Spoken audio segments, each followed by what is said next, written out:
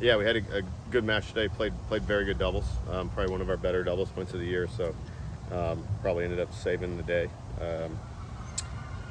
Singles a little up and down. You know, it's weird. I was talking with the USF coach during the rain a little bit. And it was kind of opposite of the match in Tampa, with the results for the most part, except for maybe Bogdan. You know, it's kind of everything was a little flip flopped as far as who played well and who didn't, and so it was just an interesting match. So a lot of different results, even though there was only two lineup spots that were different. So but the guys battled hard. None of these are easy, and the doubles. We worked on it all week, and we went out and played the way we've been doing in practice, and it showed today. So that kind of what got us through. You started off the AAC tournament against USF a second time. Last year, you couldn't come up with it. This year, you did. Yeah, the last 4 matches we played with them have all been down to the wire. I don't know if they've all been 4-3 or what, but they've all been right down to the wire, like today. And so, it's nothing any different than normal when we play these matches like that. So, talk to me a little, because I noticed that you have Cooper White and Colin Paul together playing doubles, and of course you have all these other freshmen playing in the singles. How have you been kind of going about giving these players reps, considering how many freshmen you have? I think that's part of our inconsistency. I don't know if it's about rep. I mean, I'll just play whoever's playing better.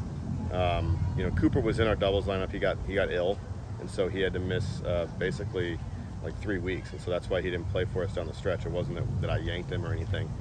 He had earned the spot, and then got really sick, and so now he's back this week and played well today. I mean, it's pretty impressive to have that layoff and then come out and win a set today and play as well as he did. Did he finish?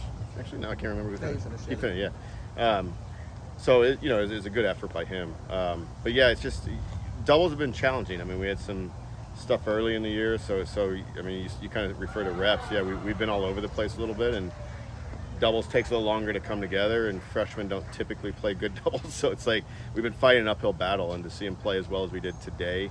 And even in some of the past matches, like against Tulane when they were here, we played really well. So we've played better, so it's nice to see. But we got to keep that going, because that doubles point, we're not consistent enough in singles yet, where the doubles point is insignificant. If you get really rock solid in singles, sometimes the doubles point can just be theatrics almost. Right now, it's important for us. Well, during singles play, you ended up having a rain delay again, and just minutes after Medi got that point for you guys to bring it even. How big was it to kind of have that pause during that? Well, at first, I felt like we had the momentum, so I wasn't sure that it would help us, and you never know how that's going to turn out when you come back out. And we were in a good position. I mean, the position the USF player at 1 was in, having to come out at 15:30, 5-all, that's a really tough, because you don't have any margin for error, and now all of a sudden, Bogdan played a good point, but made him hit a tough volley, and he missed it, and that's, all of a sudden you're not in rhythm, and so a lot of guys make those volleys if they've been out there, but having that break all of a sudden makes that point really, and then we get triple break point there, and then he actually almost played the same point again and broke. So that was fortunate for us, that because we're returning, we don't have to win that game.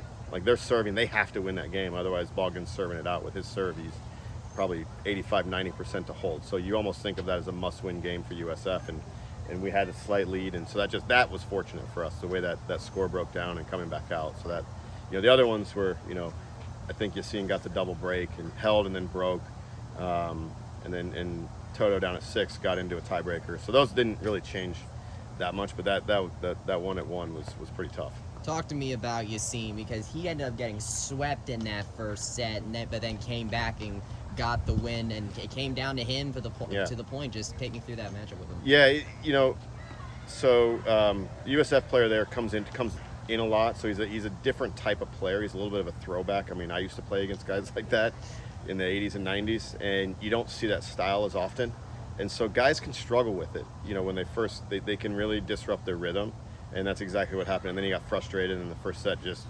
spiraled to a bagel there, and on the chain. But at 4-0, I just said, look, don't worry about the first set. Let's just get your rhythm, get comfortable out here, because once you do get comfortable, I knew that he was going to have a good chance to win that, because I felt like he was the better player overall. But that style, like, Grevelius did a really good job and played at a high level and executed, and even got a break back there at the third, so it made it interesting. But I felt like once Yassine could settle down and establish what he wanted rather than letting the other guy establish it, he'd have a good chance to win, and that's kind of how that played out. You talked about how the last 4 matchups you've had against you at USF really come down to it. How big is this rivalry for this program? And with the move to the Big 12, do you think maybe you'd still be scheduling USF? Do you think the rivalry could continue? Yeah, I mean we've talked and we're going to keep scheduling. We're going to schedule all the American East because in our conference on men's tennis we only have 6.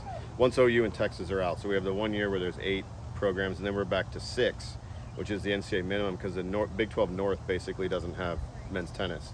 So we still need, and that's what I've talked with all these guys. Like we still need the American Conference. We need to schedule their top teams. And so I'm planning on playing Memphis, South Florida, Tulsa, SMU. We're going to keep all these because even when I was at Oklahoma, it was the same situation. I played all the top American teams, so the top 4, 5, or 6 or whatever, in March because we needed matches in March, and they were the best teams, and they needed it too. So it's kind of mutually beneficial for us to play, and just with scheduling the way it works out, we both need those matches.